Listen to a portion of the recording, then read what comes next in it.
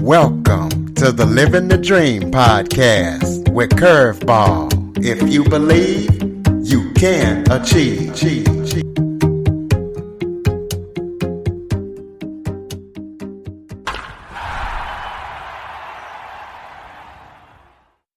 Welcome to the Living the Dream with Curveball podcast, a show where I interview guests that teach, motivate, and inspire.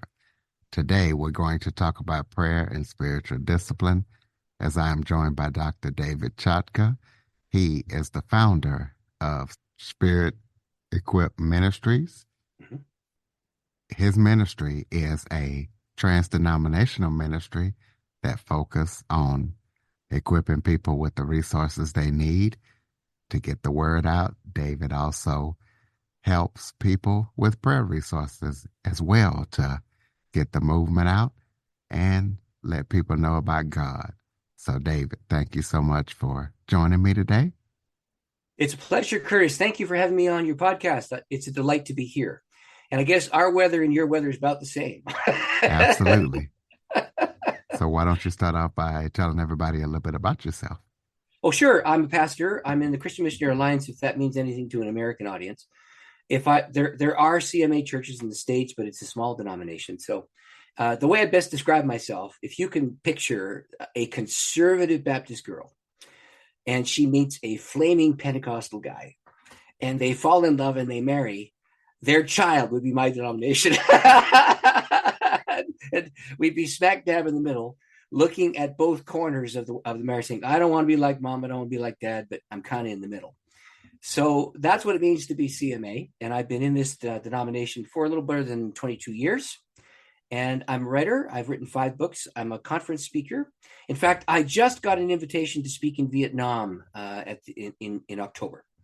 And so I will be traveling there. I've written 5 books, and one of those books has just been translated into Vietnamese. And so I'll be speaking to 1,000 Vietnamese pastors and going to see if I can give that book away to them. So that's me. I travel, I teach, I write. I used to be a local church pastor, but I'm not in that role anymore. I've been in this role, which was actually kind of it wasn't even my, you know what? Your title's perfect. Curveball. I was not expecting to end out my career by, doing this kind of work. But my bishop looked at me one day and said, David, your teaching is helpful. You're a writer. You're a conference speaker. If I can find a way to get you paid, would you consider doing this kind of a thing where you write resources and travel and teach? And I wasn't even sure I could do that.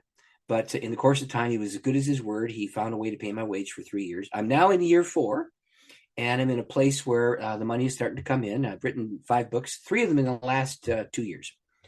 So that's what I'm doing. And my latest is a book on healing prayer. I think our intention was to talk a little bit about that one, I guess. Huh? Yes, we're going to talk about that, and we're also going to let the listeners know about your previous books too, so if they want to check those out. But first, trans-denominational. Kind of explain what that is. Oh, it doesn't. It's no reference to sexuality. Yeah, I understand that, but listeners, what it is, that means that I have. Okay, so let me just give you my own background so you hear the story. So my background is Ukrainian, and my dad was Eastern Orthodox.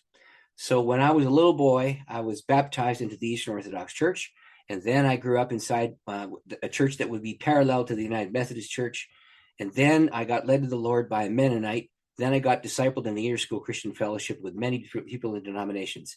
Then I got mentored by a Brethren Bible study leader. Then I went and studied at a consortium of different university traditions. So there were Jesuits and there were Anglicans and Presbyterians and Baptists and Pentecostals and Mennonites and so on. We studied together. Then I belonged to a prayer cell that included an Eastern Orthodox priest, a Roman Catholic priest, an Anglican, myself in the Methodist Church, a Pentecostal, and a Baptist. Then I went and married a Lutheran. Then I studied with a Pentecostal, and I got mentored by a Salvation Army officer. So there you go. I am a Christian. And there's beauty in every one of those streams. Now, there's also great weakness in every one of those streams. And I cannot tolerate conversations that talk about the superiority of one tradition over another, because I've lived in all of them.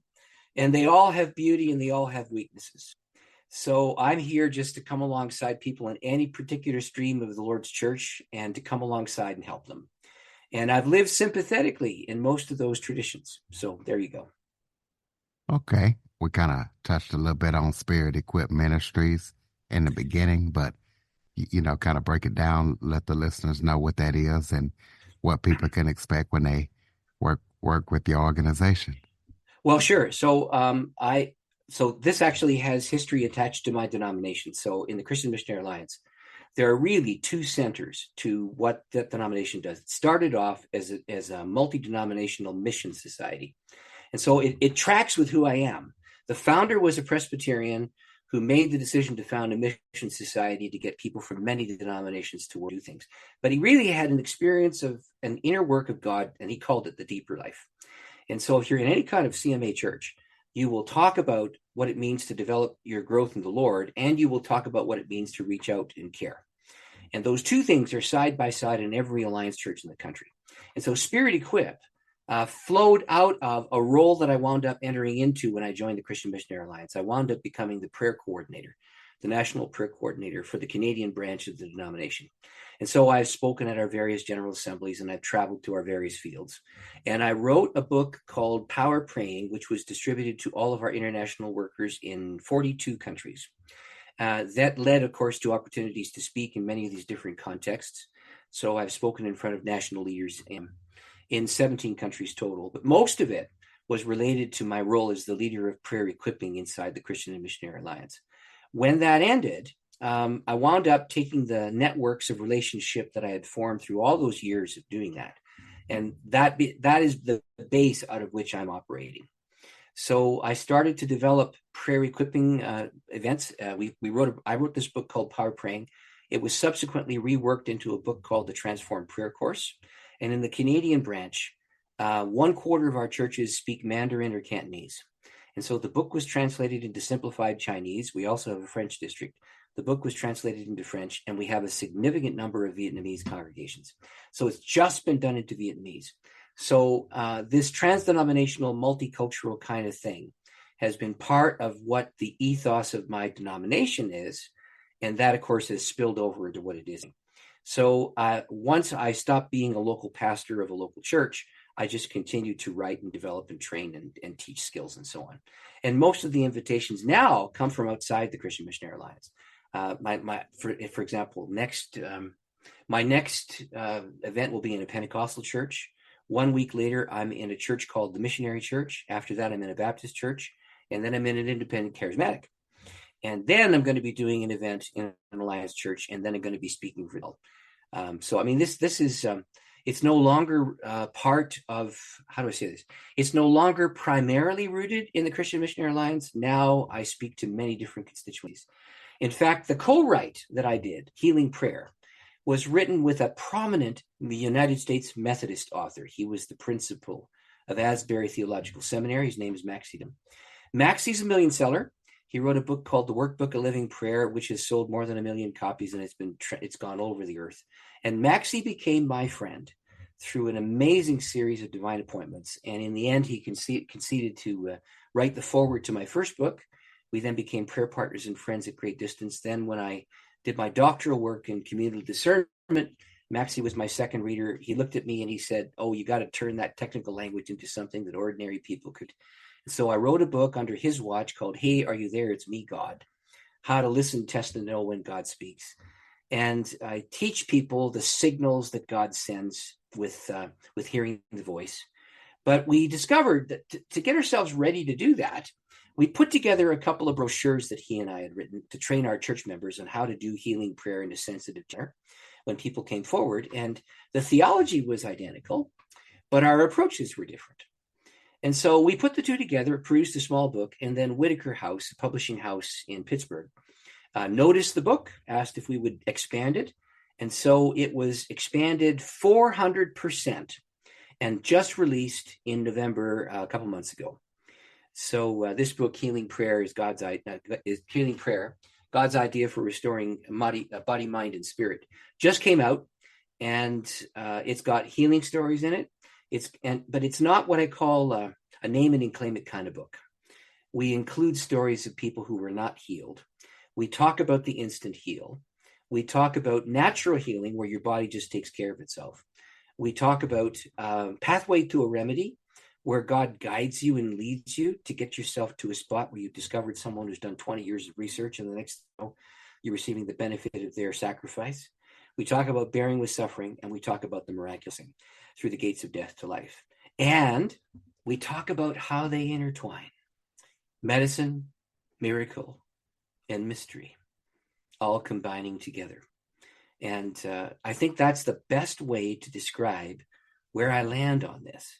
So my life's an illustration of that. My daughter has a form of muscular dystrophy called myotonic dystrophy. And if you go to the back cover of the book, you'll see a picture of her in a wheelchair walking our dog down the road. And we wanted to show that, by the way, we believe that medicine is an important thing, and interventions to help us are important. I'm a regular giver to the Muscular Dystrophy Society because my daughter, but beyond that, my wife was afflicted with muscular dystrophy, and she was miraculously healed. And I'll tell you that story if you ask me some questions about it. But the point I'm making now is just this. In my home, I have my wife who was miraculously healed of FSH muscular dystrophy beyond medical dispute. The doctor knew her before and after and wrote the note. And I have a daughter with myotonic dystrophy, and she's in a wheelchair. And I can't tell you the number of times I've prayed for her, and the healing did not come. So I live between those two things. It's the strangest thing. Huh? And when my wife was afflicted with muscular dystrophy, she would pray with people who were afflicted with different kinds of afflictions, diseases, or injuries, or whatever. They would be healed even as she was declining. And so it was this crazy kind of thing where you would have a person who was struggling with their own health coming alongside someone who was struggling with their health. The sick one would pray for the other sick one, one would be healed by supernatural miracle, and one was just left with natural prayer for healing. This is how the book works. We don't try to give pat answers, but we try to train churches to pay attention to the increase or the withdrawing of the presence of God's Spirit while you're in the healing mode, and to cooperate with God's initiative, who really do long to be well. Okay, everybody, it's Michael E. Cullen II. And I'm Sesame and Carta from the All Too Real 2 podcast. We're passionate about movies, TV, and pretty much all things pop culture. Dive into the chaos of failed sitcoms, direct-to-video sequels, and the quirky realms of cinema and TV. Join us every Thursday for your dose of All Too Real 2 entertainment. We'll guide you through debates like whether Howard the Duck qualifies as a superhero. Ponder if Larry the Cable Guy could be the new Rock or Schwarzenegger. Discover if some shows and movies should have stayed in the cutting room. Ever heard of a sitcom featuring that dictator with the funny mustache? Well, we watched it. We're dedicated to unraveling the peculiarities of pop culture, sometimes with awesome guests. So, if you're into the eccentric world of pop culture, listen and subscribe to All Too Real 2. Available wherever you find podcasts and on Age of Radio.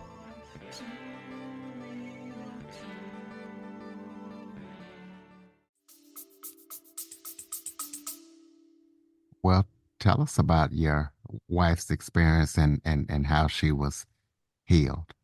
Okay, so this involves a missions trip. My congregation made a decision to partner with I'm in a Canadian church, and of course the denomination covers the planet. And so Americans invited me to join them to travel to tribal Uganda to help Uganda rebuild after it had been devastated by Idi Amin, that madman who was killing people left, right, and right. I don't want to repeat all the stories here. I will just tell you, horrible evil came to the northern part of Uganda for more than 20 years. And so anybody with an education was made the school teacher. Anybody with an education became the local pastor or the firefighter. I mean, some of them hadn't had school in 20 years. If you could read, you'd become the leader. And an American congregation decided that they would partner with a Ugandan bishop to try and see what they could do to help that nation rebuild. And so our three churches, Spruce Grove Alliance Church, in just outside Edmonton, Alberta, Canada, that was my church in those days, and Risen King Alliance Church in Nyack, New York, and Little Burn Alliance Church in Atlanta, Georgia, all partnered together. We traveled to Uganda, and each of us took a region. And we would, so there were three components. We brought a build team to help create infrastructure.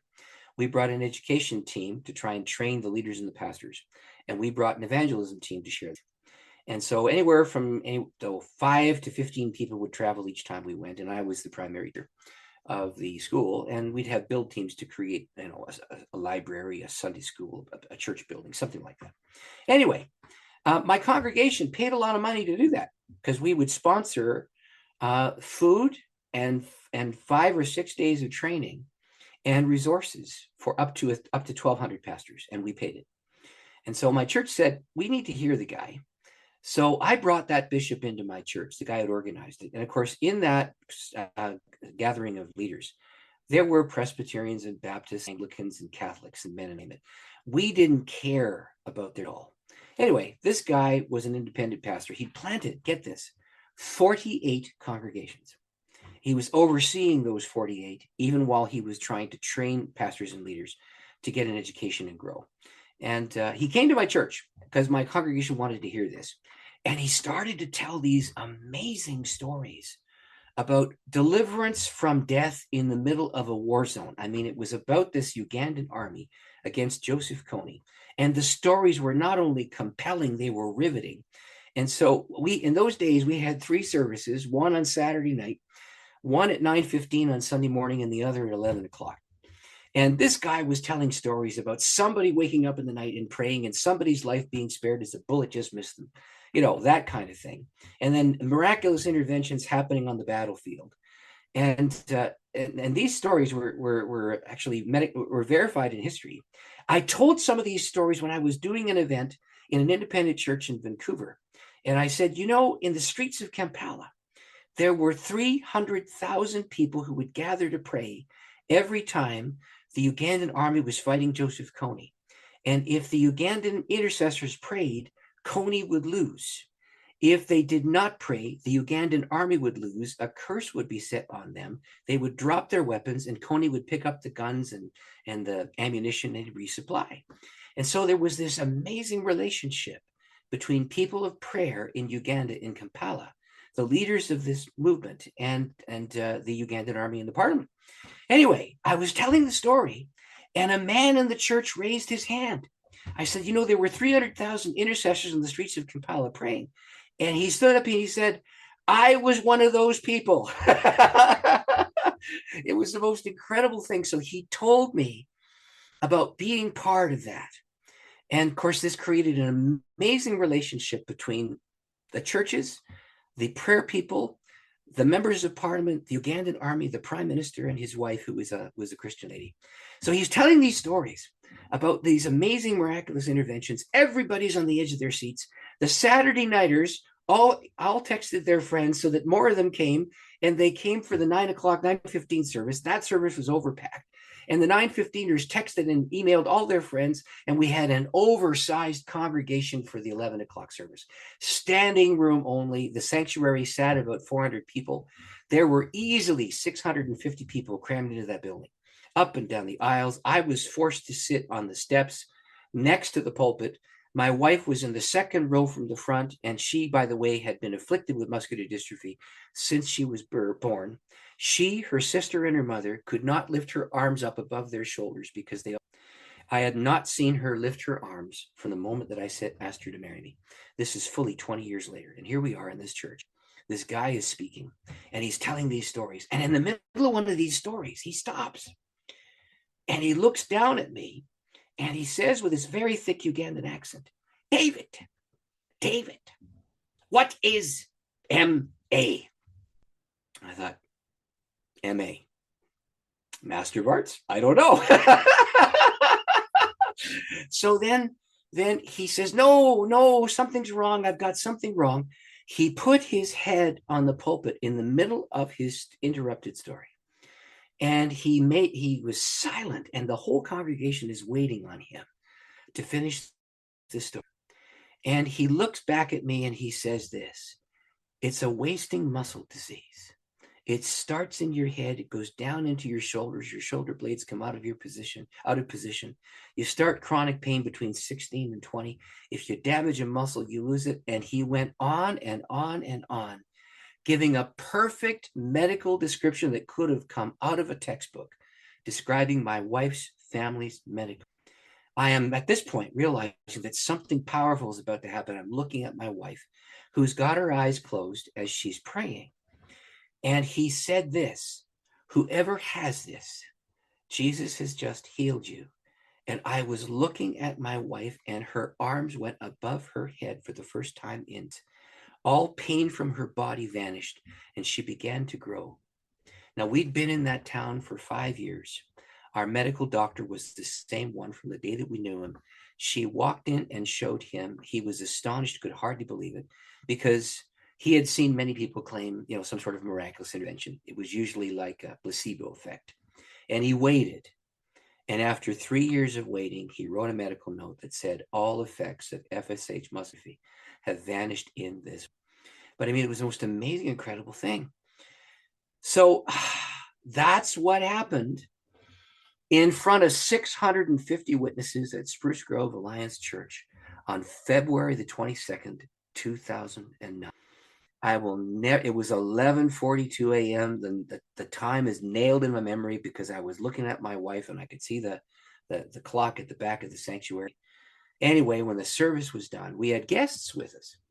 Of course, they'd come because they were thinking about traveling to Uganda to take part with us in a build project. The one fellow was quite handy with tools, and the lady was quite an evangelist. So they were staying at our home. And the plan was we would go home after church. We would have the preacher, the bishop, to come to our home to have lunch with them. They could have questions and answers, wanted to. And I was to take the heavy pots and pans off the top shelves that she could not reach to bring it down so she could prepare the lunch for all our guests. I walked in the house. She stands on the thing. She reaches up, takes down all the heavy pots and pans, puts them down on the thing, looks at me, and my balance is back. And 2 weeks later, when she was ticked off at our daughter, she ran up the stairs with my daughter. She ran up the stairs. She'd not run up any stairs for more than 20 years. It was a remarkable, astonishing, medically verified healing that happened in front of an entire congregation. But the secret behind it is just this. Curtis, we had made a decision to stop praying for healing. We were seeking not the healing, but the healer, because we'd prayed so many times and we weren't expecting anything. And when we weren't expecting anything and we're just trying to serve our Lord, this incredible thing happened in the middle of us trying to be.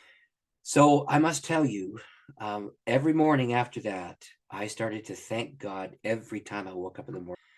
I used to have to walk over to her side of the bed, have her put her arms around my shoulders to pull her out of bed so she could get her balance, and then let her walk toward the bathroom. I'd have to guide her there to get a hot shower on. So the next day she jumped up, and it was kind of a thing. Every time she climbs a set of stairs, I know I'm. Amen. Praise God for that. I do. I really do. Yes. Well, tell the listeners about your books. What we Oh, can sure. expect. So yeah. So I have 5 books. 3 are on the market right now. The one that just came out is published by Whitaker House. It's called Healing Prayer: God's Idea for Restoring Body, Mind, and Spirit. It's a co-write with Dr. Maxie Dunham, who was the president of Asbury Seminary. And this one's available anywhere books are sold. So if you just put in the words Healing Prayer on your Google search, it'll show up at this book. Or you can go to Books A Million, order it. You can go to Walmart if you want to and order the thing. Or you can go to Barnes & Noble, wherever books are sold. You can get this one. This is the one that Whitaker House asked us to rewrite. And so there's an earlier version on Amazon, but this one's available, and it's 4 times the size. It does contain my wife's healing story in there. It also contains the story of partial healing. It contains stories of people who did not find an answer to them. And it tells miraculous accounts that are medically verified. It talks about times when people are in between and they receive a partial healing and don't get. It talks about times when no physical healing comes and emotional consolation have come. It talks about emotional healing. It talks about mental health. All of those issues are in this book. So it's a comprehensive book about how to train people to enter into healing prayer, whether they're in churches or whether they belong to a church. So that's the one that's the most recent. Just before that, I did this large work, and it's called, Hey, Are You There? It's Me, God. How to Listen, Test, and Know When God Speaks. And this one, in my mind, is probably the more important of the two. And I'll tell you why. I have preached so far in 17 nations. I just got invited to Vietnam, so that'll be 18. But regardless, it didn't matter if I was working with young or old, if I was working with any particular branch of the Lord's church. It didn't matter if they were Catholics or Baptists or Presbyterians or whatever. It didn't matter what their background was, didn't matter their age or stage, didn't matter the color of their skin. I would ask this one question and always get the same answer. I'd say, how many here in the room want to know they're being guided by God? Every hand in the room would go, every hand. Then I'd say, okay, put your hand down. I'll ask a second question. How many here struggle to know if that's actually God they're hearing, or if it's just their own stuff, or if it's, confusion, or if it's the voice of their friend, or if it's the radio broadcast they heard yesterday? Same hands go up. And it was my struggle too. The bottom line for me is that I just, nobody taught me how to pay attention to the signals that God sends to guide us. And so that book, the Hey, Are You There? It's Me, God book, is a compendium of a 5-day-a-week guide to teach people the signals that God sends to communicate to us. And I'll give you the anchor text so you can get it. So I avoided some of those, big stories that had to do with angels appearing or the star moving in the sky. We just went through Christmas. So the angel appears to the virgin and speaks to her, and she gets it. The Magi are guided by a star who's magic. Those are the big ones, and I believe in them. But the thing that guides us is presence. And so I use Romans 14:17 as the center of that book. The kingdom of God is not eating but righteousness in the Holy Spirit. And then I define righteousness as a sweet walk with the Lord, peace as internal serenity, and joy as internal celebration, despite all the circumstances of it. When all three of those wax large as you're considering a step to take, that's likely God saying, if they get frozen or they diminish, that's a warning sign. And God is saying to you, wait a minute, you better get some more information on this one. You better do due diligence. There's something here you don't know. And if your peace, your righteousness, and your joy completely vanish, and there you get a jarring experience in the end. Bottom line is, you're about to be an idiot or shafted. Get out of the way. Don't do that. Anyway, I teach people how to pay attention to that. It's 5 days a week. It has a study guide at the end of each week. And the book ends with a framework for communal discerning of the voice of God. And this is the fruit of my doctoral research. I have a doctoral degree from Gordon Conwell Seminary. And my doctoral work was on hearing the voice of the Spirit. And my second reader, Maxie Dunham, said to me, David, you don't want people to have to navigate through all the technical language. Turn it into a user-friendly book that the ordinary Christian can use quickly. And so the book is rooted with stories from my own life, leading to a scripture text, leading to a teaching, or it's an historical account like the life of John or Charles Wesley, the story of Hannah Whitall, the accounts of George Mueller, who heard the voice when he fed 31,000 orphans. So that book was the fruit of 3 years of doctoral research and then 2 years. And I used that to help people understand. Now, before that, there's a book called Power Praying. This book is now out of print, and I'm going to re-release it with some fresh writing. It's going to be called Living Out the Lord, Line by Line. This book was my first one, published in 2009. The research happened in the 12 years prior to that, so way back. This one, in my mind, is an important work for a mature believer. Here, I look at every key word inside the framework of Jesus' prayer. And then I put the key word in the prayer, the Our Father prayer, back in the context. And I say this very simple thing. I say, if Jesus is saying for you to pray for the kingdom, he defines that in the Gospels. why don't you take his definition of what and bring that back into your prayer? And when he talks about heaven, surely his references to heaven in Matthew should be written back into the prayer that he teaches us to pray, and so on and so forth. So all the way through the prayer, I did that. So here's how I would describe this. So if you can picture a wall, let's make it 28 feet long, okay, with a foot for each chapter of Matthew's gospel. Let's add a couple of extra feet. So let's get it to 30 feet, and let's make the 6th chapter where the Lord's Prayer is found 3 feet wide, and then make all of the text of the Lord's Prayer really big. Then I'm going to ask Curtis, what's your favorite color? Do you have a favorite color? My favorite color is green.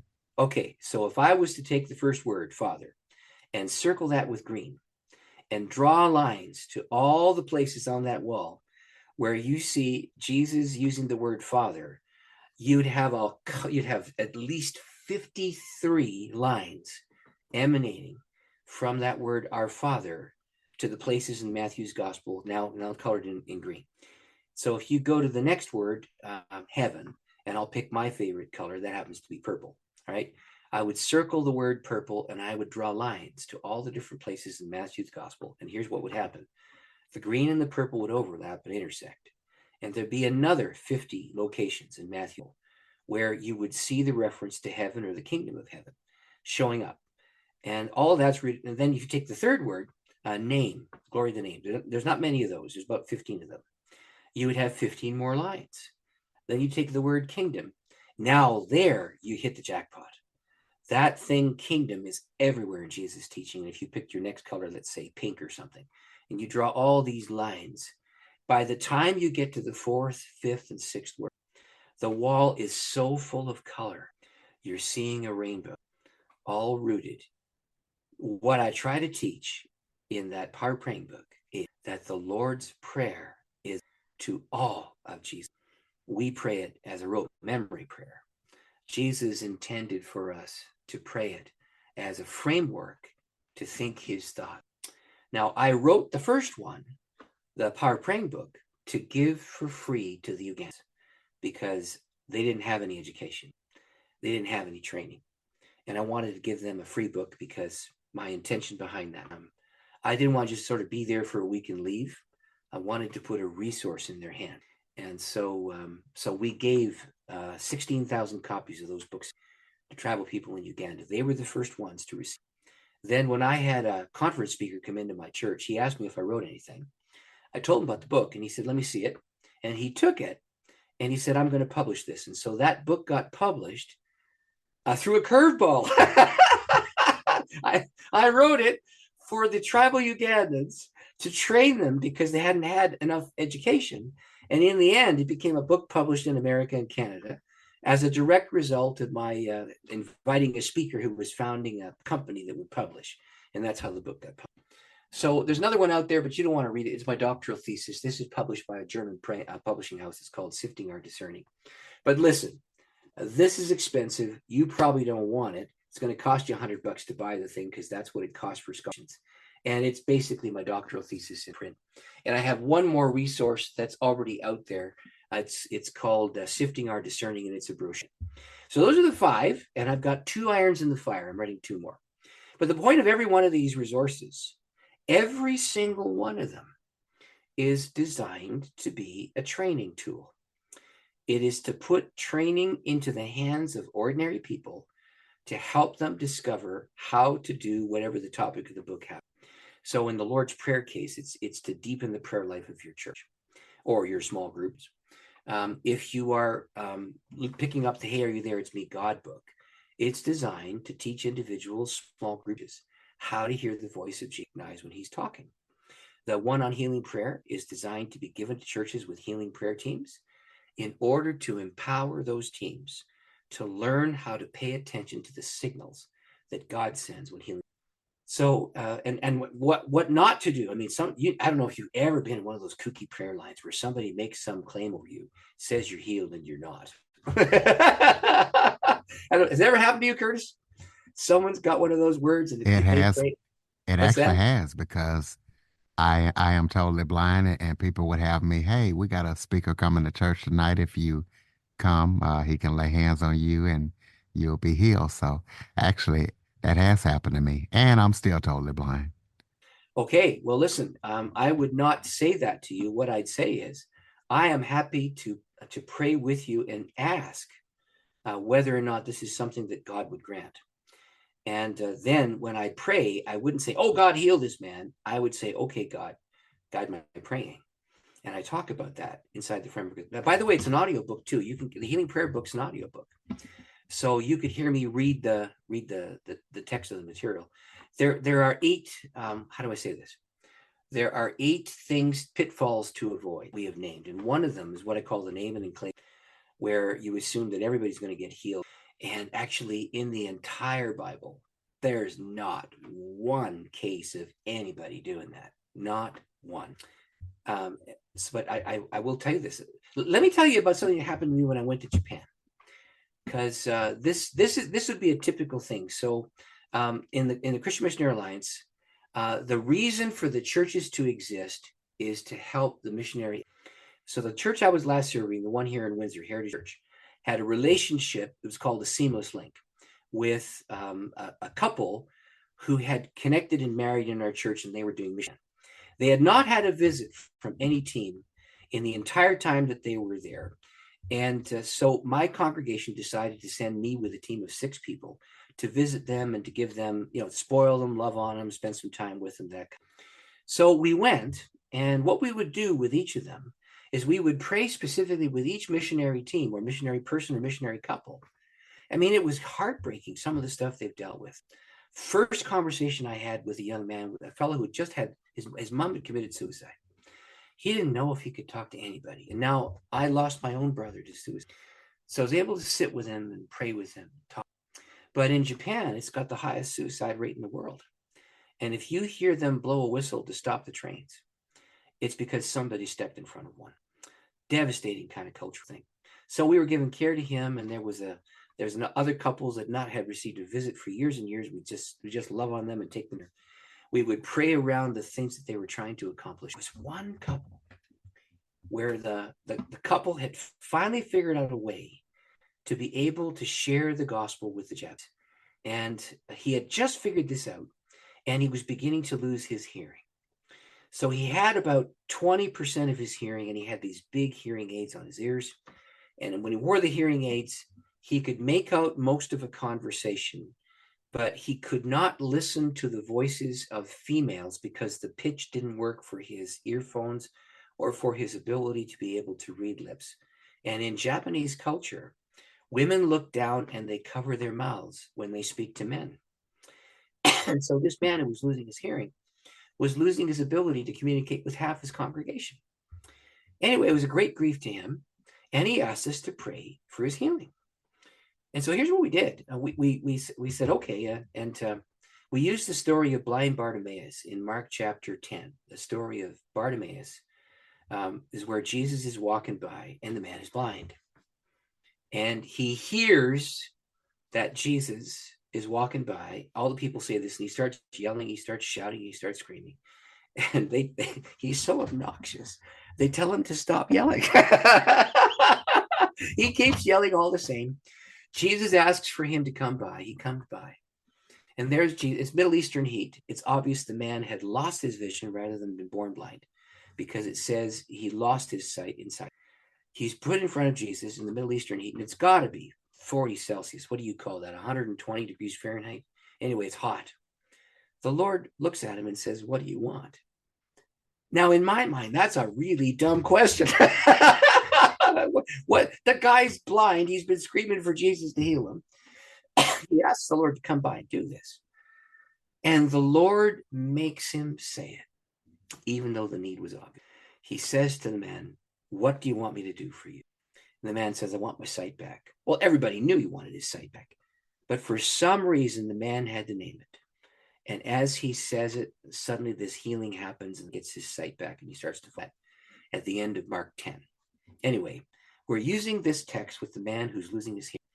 And I said, look, the blind guy had to say it. I know you're struggling with your hearing. What do you want, Jesus? He said, I want to serve him in Japan. And if I don't get my hearing back, I'm not going to be. I said, then why don't we ask the Lord to, he said yes. Now we were in his home. It was a little tiny Japanese living room. Japanese homes are much smaller than American. Little tiny room. 5 of us gathered around. He began to feel heat and vibration in his ears. And he began to get very excited while we were praying. He pulled off his hearing aids, couldn't hear a thing. So I said to him, please don't bluff a miracle. Put your hearing aids back. We're going to gather tomorrow before we leave. I'm teaching a seminar to all the international workers. Are you going to be there? He said, I will. Good. So we gathered in the room, and all of the IWs were there, all the international workers, and my team was there, and I was teaching a seminar to encourage them and bless them. And at the end of that, I said, look, everybody, this man here is losing his hearing. We need to pray for him. And they said, oh, we've been praying for him for a long time. I said, well, let's ask God.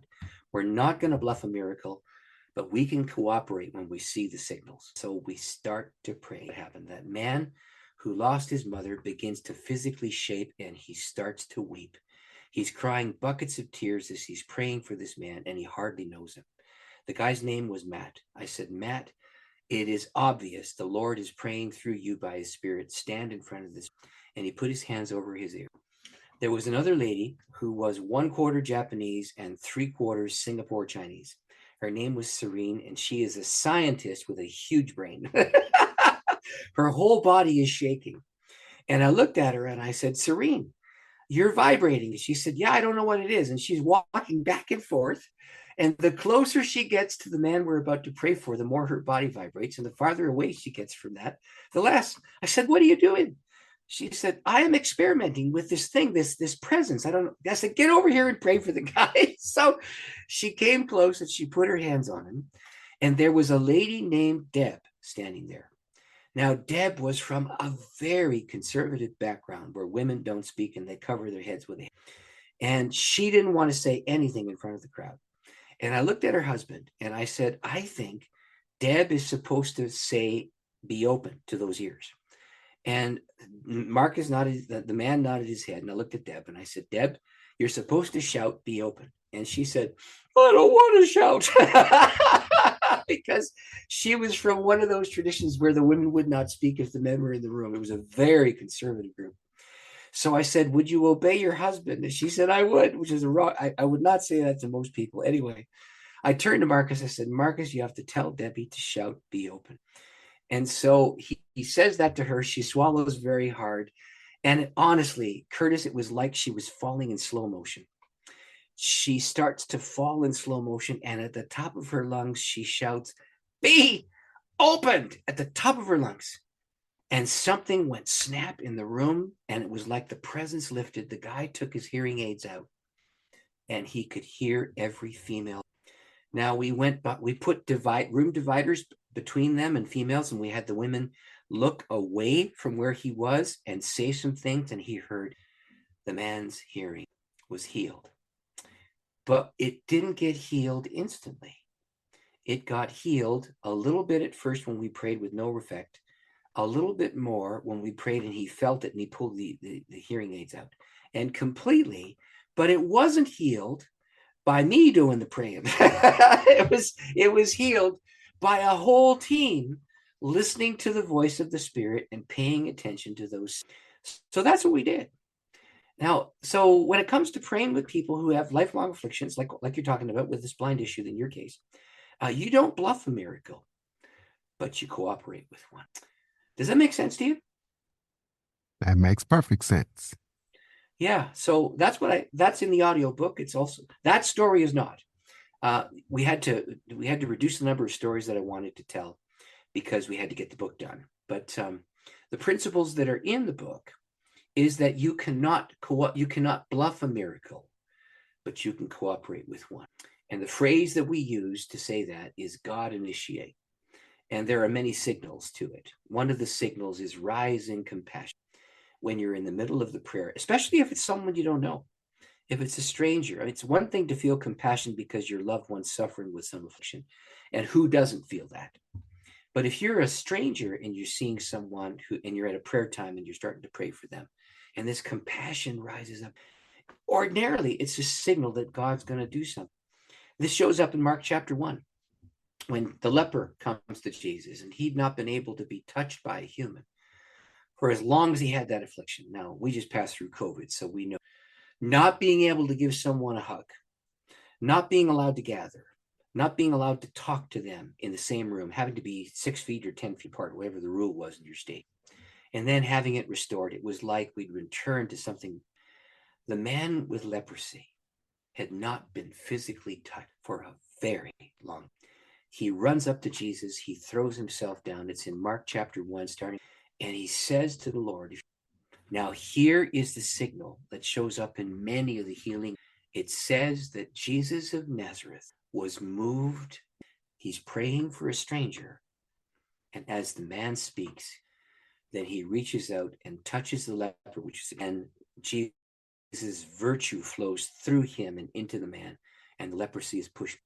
So one of the signals that God would have you pray for. There are other signals that are also part of this.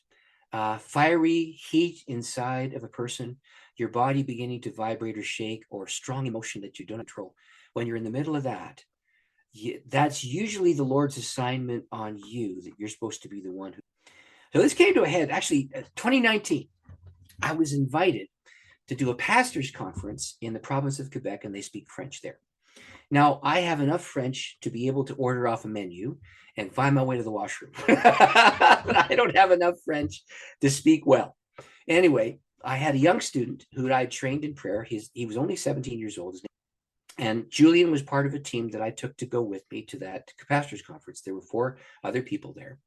And there had been a prayer room set apart for us to do our prayer time. Anybody who wanted one-on-one prayer could pray with me and this young lad, Julian, because he spoke. There was a man by the name of Chrétien who came, and he came because 5 years before, his son had experienced a miraculous series of events after I spoke there. He heard about me. He had a bad back. He wanted to be what's called a bivocational pastor. He wanted to open a business, have the business pay him a wage so that he could. Now, he had a bad back. His health was failing. And he walked into the room speaking only French, sat down in the chair. And through the interpreter, I understood him to say that he wanted prayer so that he could church and found a business and have health enough to be able to. Now, that is a godly objective. So we started to pray, and the young man is translating for me. And while I'm praying, I feel nothing. I see, and I look over at the translator, the 17-year-old lad. His whole body is physically shaking, beginning to weep. Fire is brewing up through his spirit, it's flowing. I looked at him and I said, Julian, what's going on? He said, Pastor David, I'm so filled with compassion for them. I just can't help myself. I said, well, it's clear.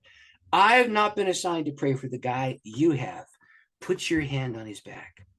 This 17-year-old lad who had never seen a miraculous healing before in his life, never participated in one, and was skeptical about any of these things, put his hand on the man's back. The man's back went snap. He jumped out of his chair. He was instantly healed. He grabbed Julian, spun him around the room, and then he went back where the 80 pastors were gathered and told all the 80 pastors that when the young lad had prayed for him. Now, the whole point of the book is that there's not just one person who gets those miraculous acts. Rather, those gifts of healing are assigned to come, and God guards his glory. He wants many people to flow in the power. And so he's jealous for his glory, so he doesn't always land on the same person. What he does is he lands on many, and we're supposed to pay attention to those. It becomes the entry point for those acts of power to happen.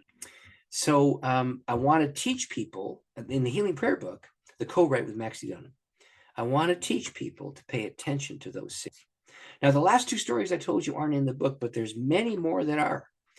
And of course, we had to watch how many stories we put in because there were cases where people were not quite healed. Let me tell you one more. I don't know how much time we've got, but I'd like to tell you one more if that's acceptable to you, Curtis. Well, actually, we kind of need to close out. We're kind of going a little long, and we want to close out and give you a website so okay, listeners sure, I can can do keep that. up with everything that So, you're up to.